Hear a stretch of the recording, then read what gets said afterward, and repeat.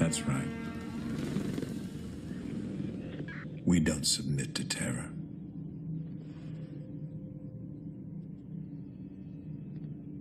We make the terror.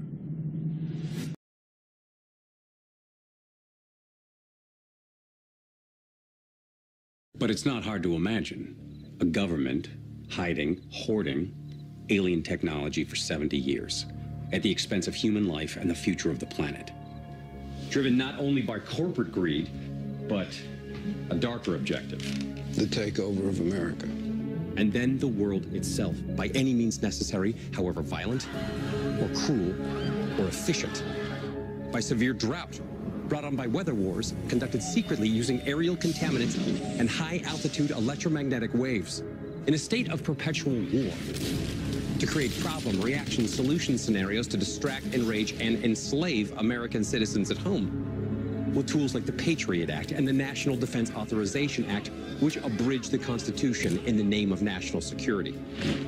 The militarization of police forces in cities across the U.S., the building of prison camps by the Federal Emergency Management Agency with no stated purpose, the corporate takeover of food and agriculture, pharmaceuticals and healthcare, even the military in clandestine agendas to fatten, dull, sicken, and control a populace already consumed by consumerism.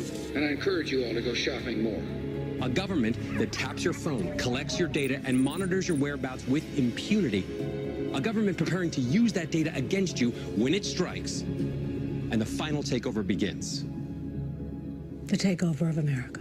By a well-oiled and well-armed multinational group of elites that will cull, kill, and subjugate. Happening as we sit here. It's happening all around us. The other shoe waiting to drop. It'll probably start on a Friday. The banks will announce a security action necessitating their computers to go offline all weekend. Digital money will disappear. They can just steal your money? Followed by the detonation of strategic electromagnetic pulse bombs to knock out major grids. What will seem like an attack on America by terrorists or Russia. Or a simulated alien invasion using alien replica vehicles that exist and are already in use. An alien invasion of the U.S. I went through the Pentagon 10 days after 9/11. I went downstairs, I was leaving the Pentagon, and an officer from the Joint Staff called me into his office and said, I want you to know, he said, sir, we're going to attack Iraq. And I said, why? He said, we don't know. He said, I said, well, did they tie Saddam to 9/11? He said, no. He said, but I guess they don't know what to do about terrorism, and so they think, but they can attack states, and they want to look strong, and so I guess they think if they take down a state, it will intimidate the terrorists. And, you know, it's like that old saying, he said, if the only tool you have is a hammer, then every problem has to be a nail. Well, I walked out of there pretty upset. And then we attacked Afghanistan. And then I came back to the Pentagon about 6 weeks later. I saw the same officer. I said, why haven't we attacked Iraq? We still going to attack Iraq? He said, oh, sir. He says, it's worse than that. He said, he pulled up a piece of paper off his desk. He said, I just got this memo from the Secretary of Defense's office. It says we're going to attack and destroy the governments in 7 countries in 5 years. We're going to start with Iraq, and then we're going to move to Syria, Lebanon, Libya, Somalia, Sudan, and Iran. I said, 7 countries in 5 years. I said, is that a classified memo? He said, yes, sir. I said, well, don't show it to me. He was about to show it to me. He said, because I want to talk about it. And I sat on this information for a long time, for about 6 or 8 months. I was so stunned by this, I couldn't begin to talk about it. And I couldn't believe it would really be true. But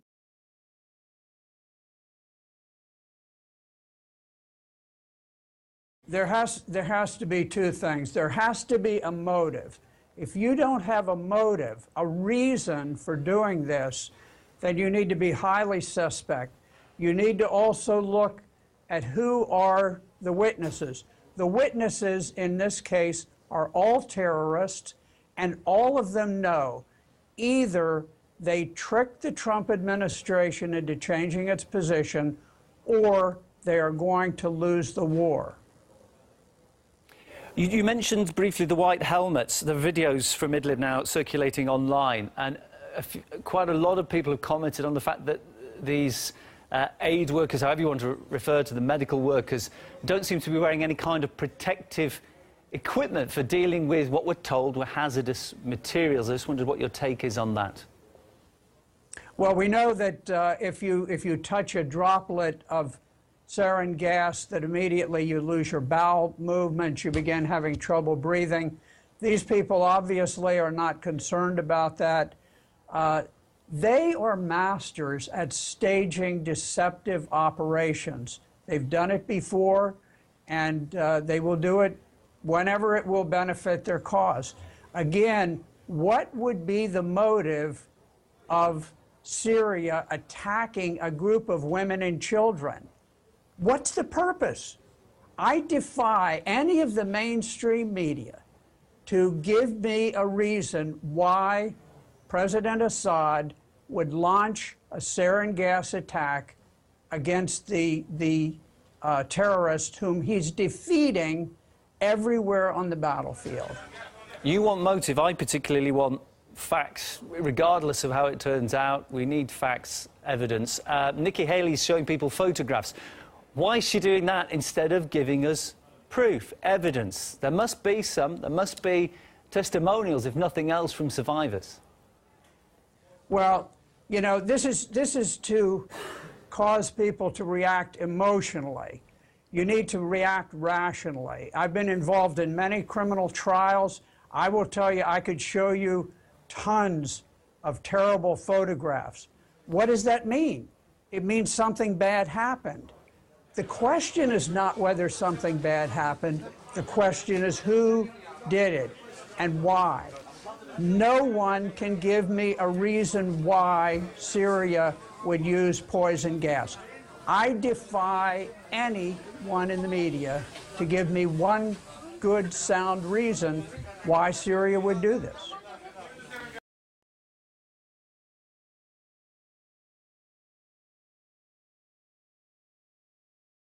It's hard to know exactly what's happening in Syria right now. I'd like to know specifically how that release of chemical gas, if it did occur, and it looks like it did, how that occurred. Because frankly, I don't think Assad would have done that. It does not serve his interests. It would tend to draw us into that civil war even further. Who do you think is behind it? Who do you think is behind it? You know, you've got a war going on over there. Supposedly that airstrike was on an ammo dump. And so I don't know if it was released because there was gas stored in the ammo dump or not. That's plausible. I'm not saying that's what I think happened. But you're more inclined to believe the position of what Bashar al-Assad is saying and what the Russians are saying right now than more inclined to believe what even your colleagues here in the United States believe is truth, that this is Assad, and what human rights observers over there say is Assad? I don't think it would have served Assad's purposes to do a chemical attack on his people. So you know, it's hard for me to understand why he would do that if he did. Congressman Tom Massey, thanks for your time.